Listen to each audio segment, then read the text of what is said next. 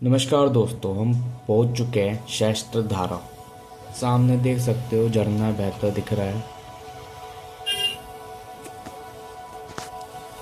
ऐसे ही आपको आगे और भी ब्यूटीफुल झरने देखने को मिलेंगे। जिस तरह से पानी का बहाव नदी में दिख रहा है आता हुआ, हमें लगता नहीं कि हम यहाँ पे एंजॉय कर सकते हैं। और जो हम सोच रहे थे कि यहाँ पे हम नहाएंगे, तो लगता नहीं है यहाँ पे हम नहाएंगे।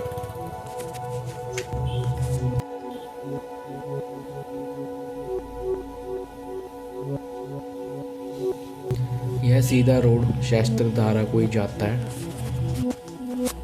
यहाँ सामने व्यू देख सकते हो, कितना मस्त नज़ारा दिख रहा है। यहाँ से पहाड़ एकदम हरे भरे, ऊपर से बादल।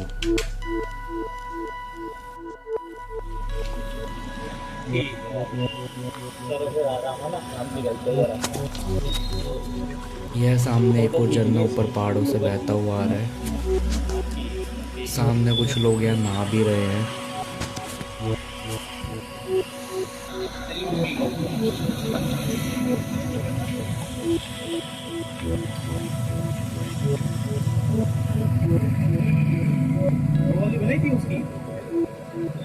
इतना ठंडा पानी है कि पैर हमारे एकदम ठंडे हो गए।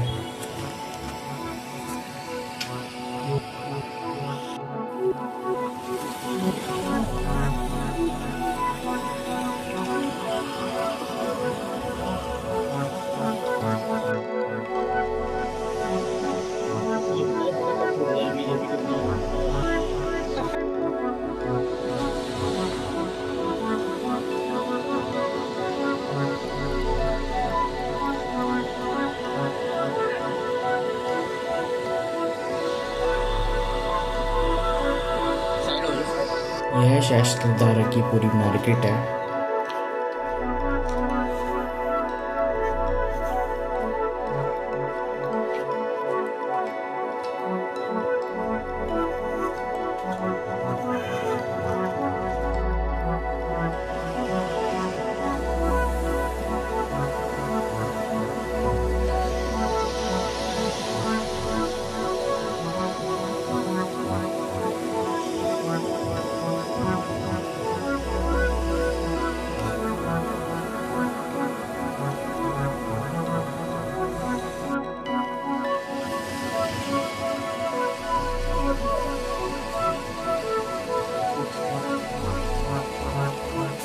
यह शस्त्रधारा की मेन लोकेशन है, जहाँ पे लोग नहाते थे। लेकिन पानी का बहाव सामने इतना तेज है कि यहाँ पे कोई भी नज़र नहीं आ रहा। जो शॉप कीपर थे वो भी यहाँ से जा चुके हैं।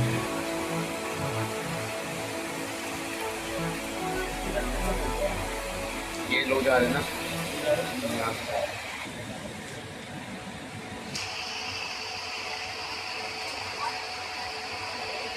चलो, लेकिन बहुत संभल के चलना।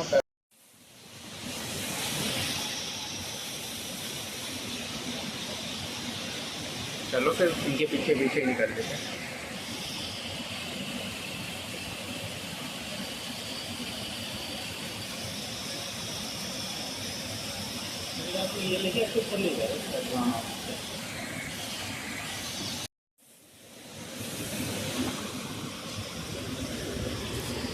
हम यहाँ साइड से पैदल जाने का प्लान कर लेते हैं। यहाँ से सीढ़ियाँ बनी हुई थी, तो हम ऊपर जाते हैं।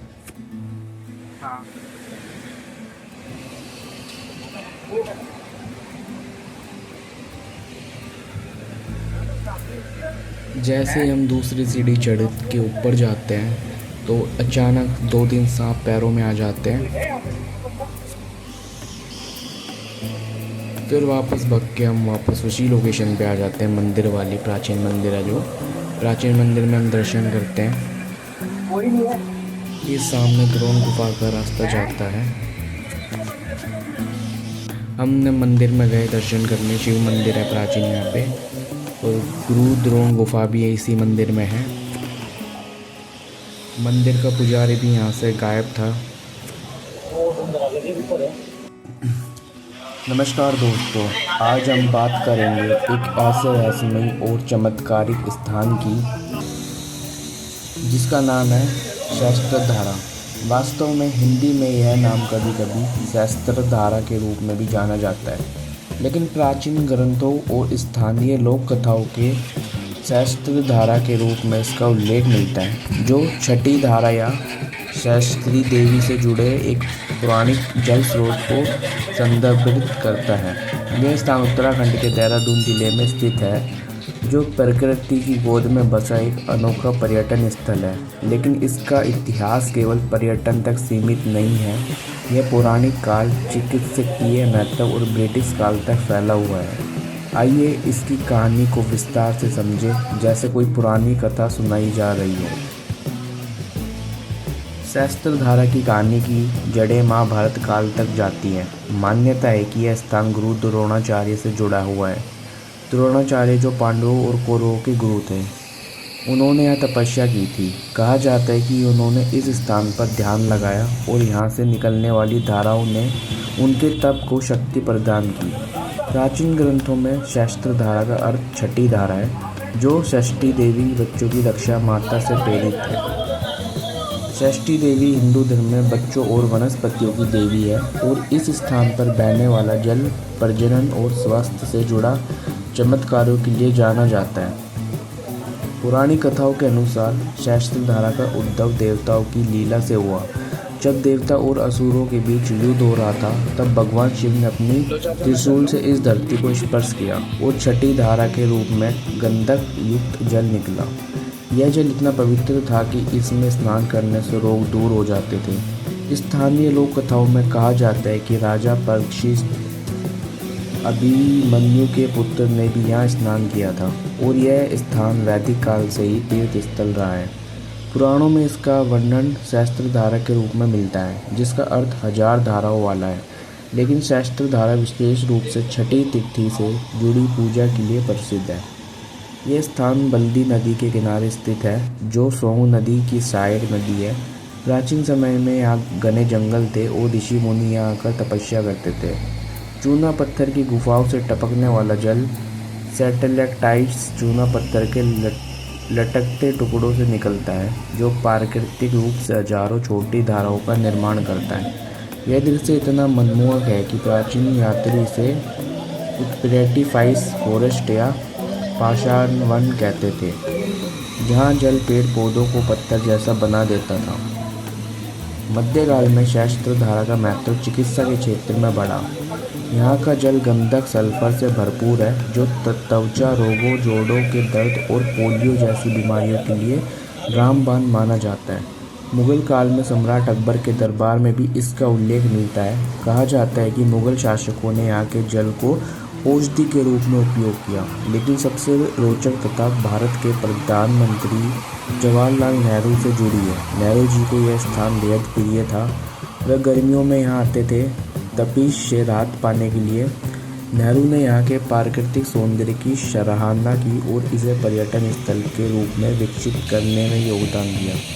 19वीं शताब्दी में ब्रिटिश काल के दौरान सहस्त्रधारा को सहस्त्रधारा के नाम से जाना गया।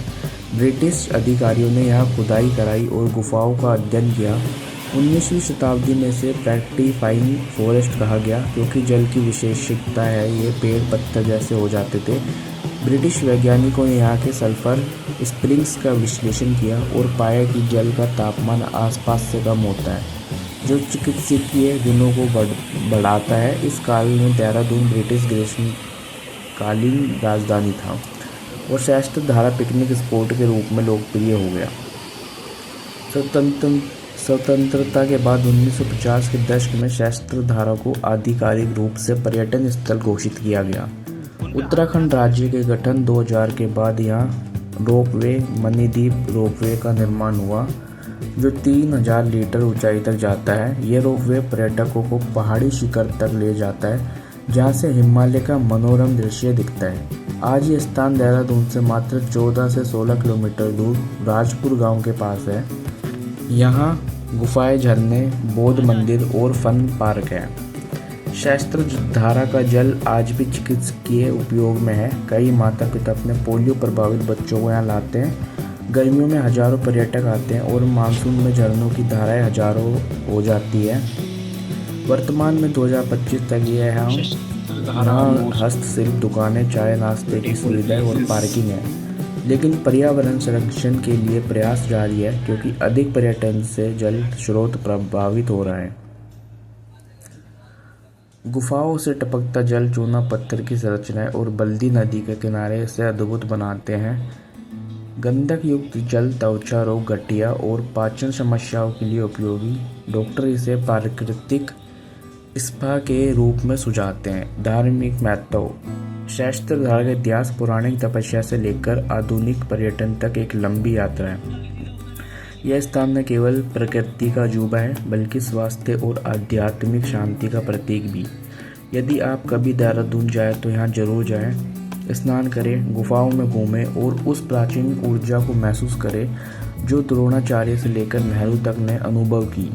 यह कहानी समाप्त नहीं होती, यह बहती रहती है जैसे सहस्त्रधारा की धाराएं।